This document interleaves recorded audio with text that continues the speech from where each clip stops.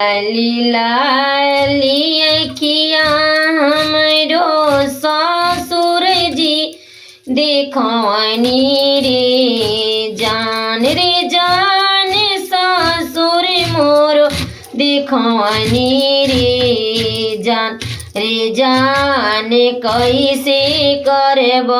गुरु के चरा चवारी रे जान कैसे करे गुरु के चरा चवारे जान चिठिया लिखी लिखी शिव गुरु के भेजब रे जान शिव गुरु के भेजब रे जान शिव गुरु बची है हमारो चिठिया रे जान शिव गुरु बची है हमारो चिठिया रे जान लाली लाली आखिया हमारो बासुर जी देखनी रे जान बासुर मोरो देखनी रे जान कैसे करब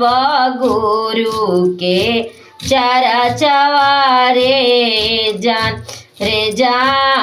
कैसे करब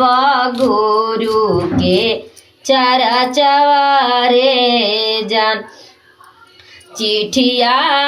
लिखी लिखी हरिंदर भैया के भेजब रे जान हरिंदर भैया के भेजब रे जान हुए बचिए चिठिया ही हमरो रे जान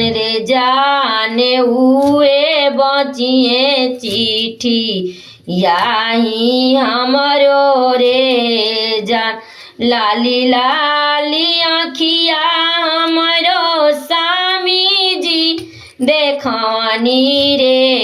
जान स्वामी मोर देखनी रे जान कैसे करब गुरु के चरा चवारे जान कैसे करब गुरु के